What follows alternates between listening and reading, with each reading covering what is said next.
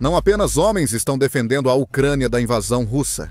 Muitas mulheres também fizeram sua parte para manter o país seguro, com dezenas de milhares se alistando nas forças armadas do país e outras formando grupos compostos apenas por mulheres.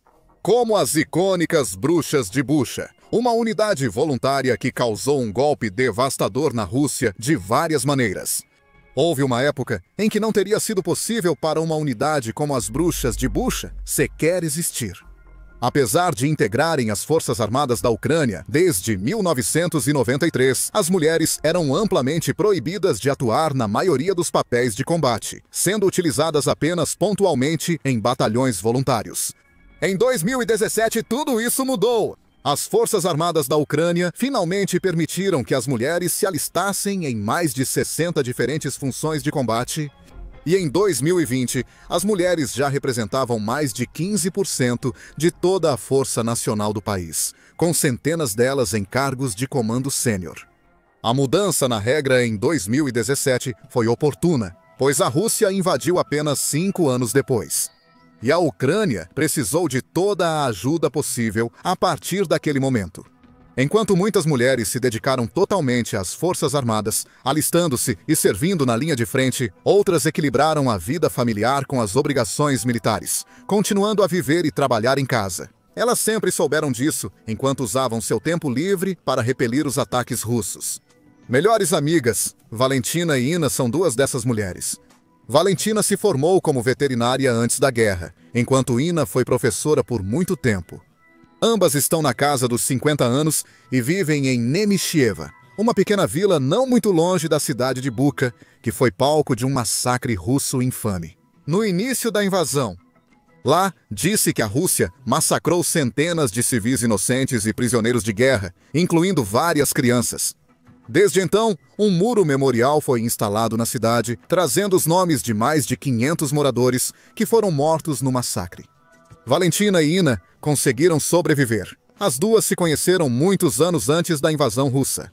Depois que seus filhos pequenos se tornaram amigos na pré-escola, elas começaram a conversar e notaram que tinham um humor e personalidades similares.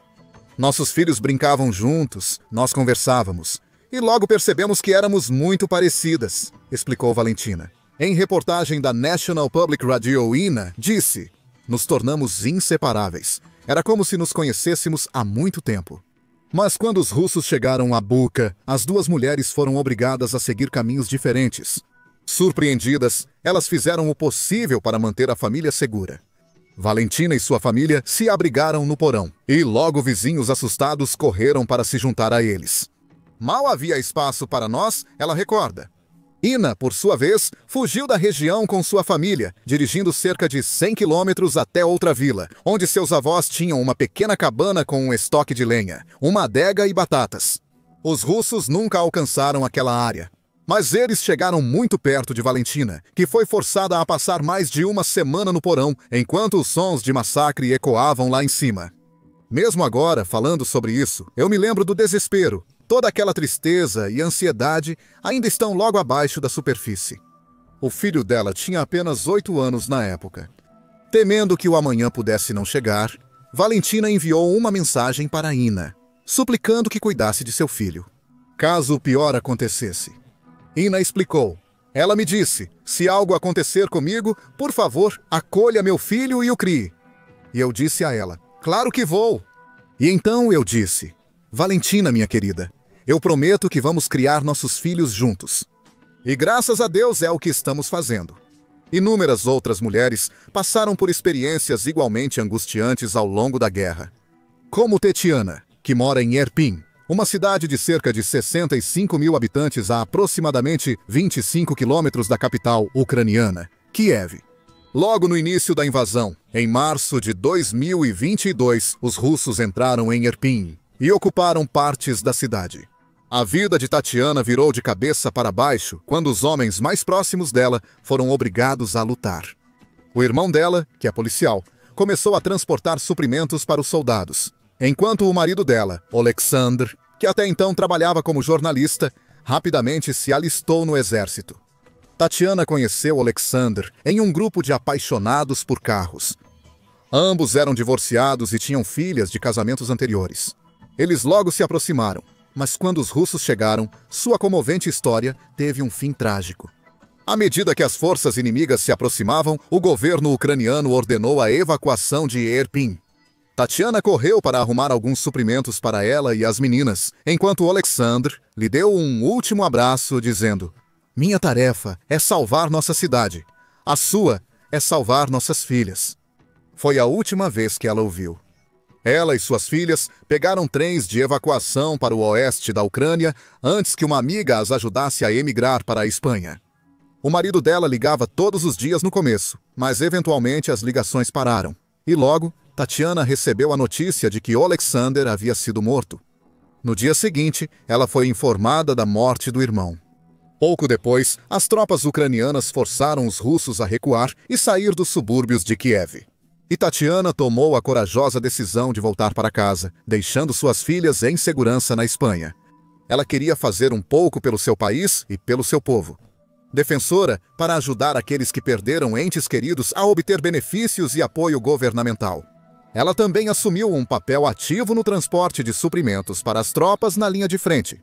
Durante todo esse tempo, ela ainda lutava para aceitar a terrível perda que havia sofrido. Eu estava passando por um momento muito difícil. Com o passar do tempo, os russos começaram mais uma vez a aumentar a pressão sobre Kiev e as áreas ao redor. O país começou a usar drones com regularidade e ferocidade crescentes, enviando primeiro dezenas e depois centenas em direção à cidade para atingir edifícios residenciais, hospitais, escolas e civis. Com a intensificação dos ataques, a Ucrânia fez o possível para fortalecer suas defesas. A Defesa Territorial de Bucha, por exemplo, decidiu criar uma unidade de defesa aérea composta por pessoas locais dispostas a dedicar parte do seu tempo livre para vigiar o céu e abater os drones. Tatiana estava mexendo no celular quando viu um anúncio da unidade e decidiu se inscrever imediatamente. Liguei imediatamente, fui entrevistado e consegui o emprego. Ela não foi a única. Valentina e Ina também viram o mesmo anúncio e ambas estavam ansiosas para se envolver.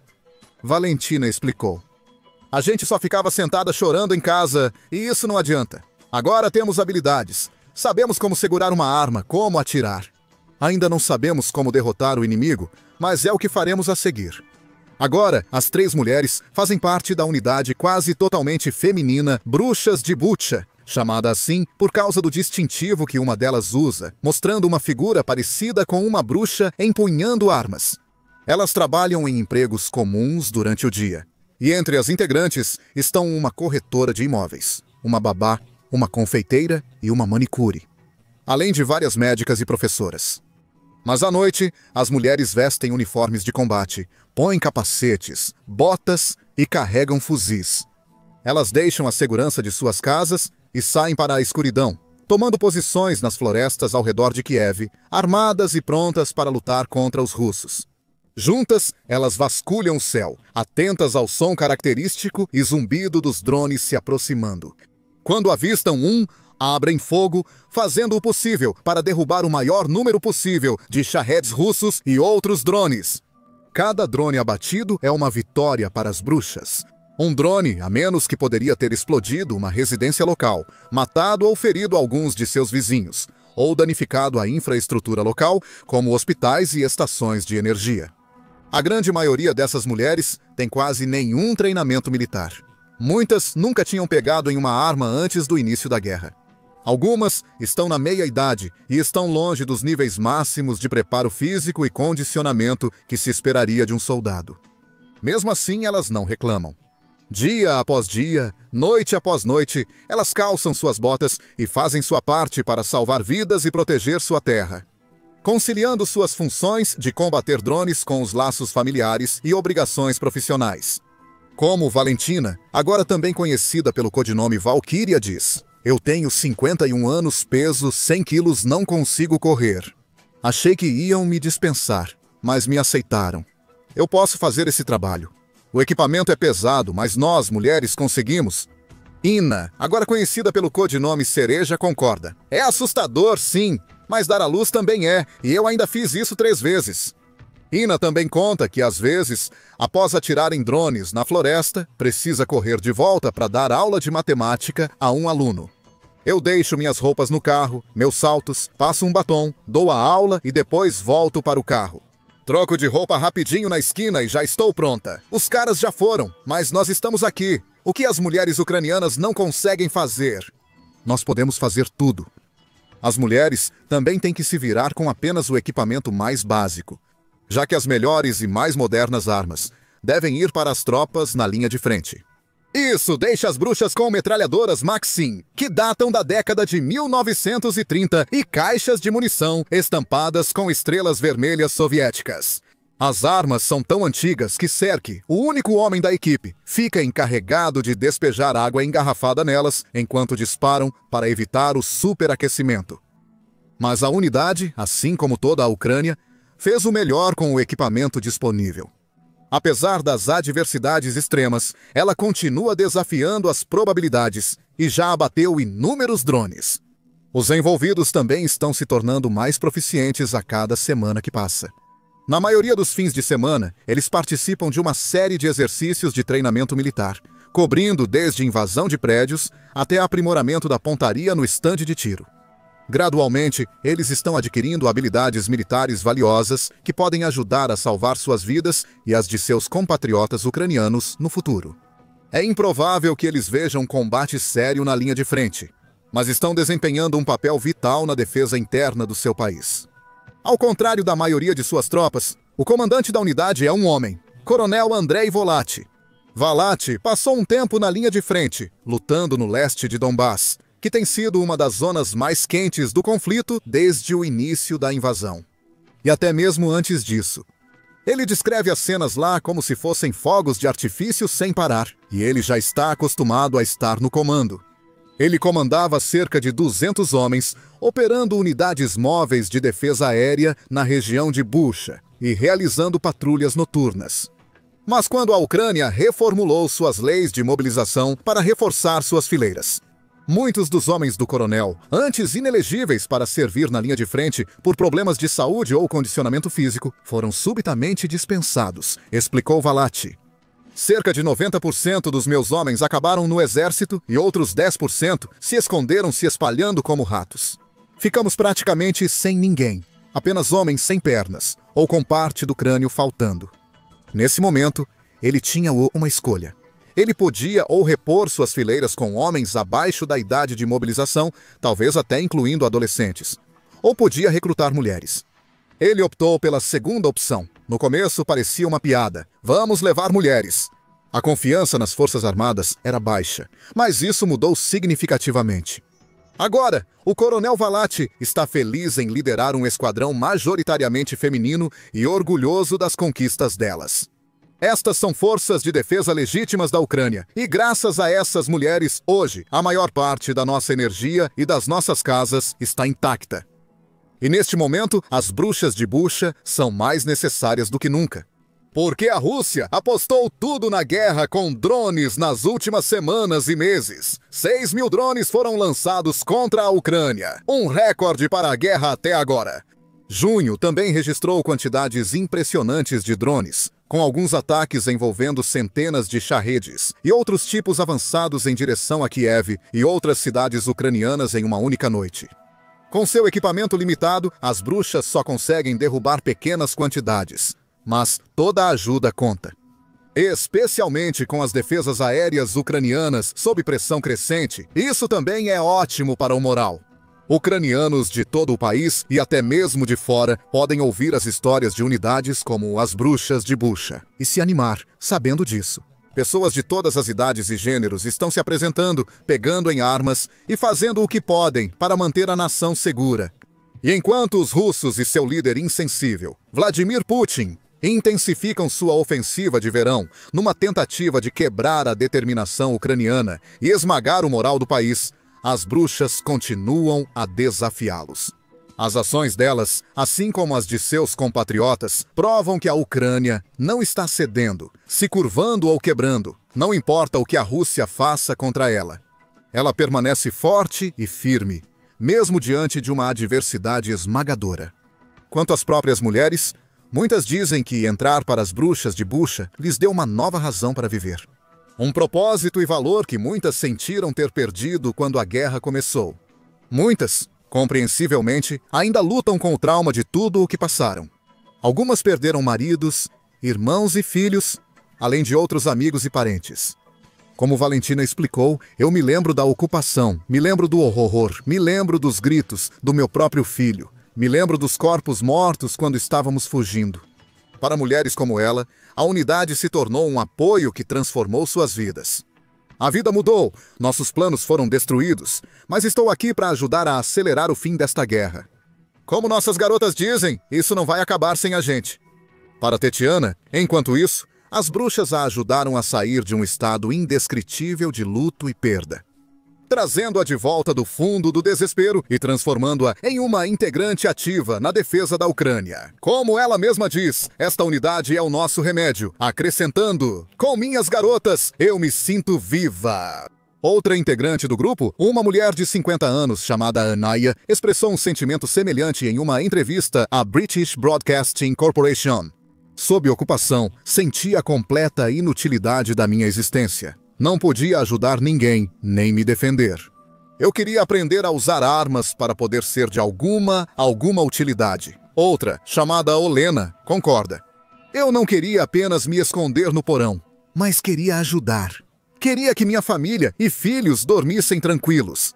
Outra mulher, que preferiu o anonimato, recorda-se de ter se escondido com os filhos durante a aproximação das forças russas. Forçada a esperar impotente e se perguntar quando os soldados poderiam encontrá-los e o que fariam com seus pequenos. Agora, ela se sente fortalecida. Vir aqui realmente ajudou porque eu nunca mais vou ficar sentada como uma vítima e sentir tanto medo. E como tantas unidades militares, sejam compostas por homens, mulheres ou uma mistura dos dois. As bruxas de Bucha têm um forte senso de camaradagem. Muitas são amigas próximas e mantêm contato umas com as outras nos dias em que não estão caçando drones. Tetiana considera suas amigas bruxas como sua segunda família. Elas costumam se encontrar no cinema ou em cafés e restaurantes locais para comer e beber juntas. E quando uma bruxa tem um problema, todo o grupo se une para ajudá-la. Meu carro quebrou recentemente e uma das minhas irmãs simplesmente me deu o carro dela e disse: pega e usa o quanto precisar. Dirijo esse carro há semanas.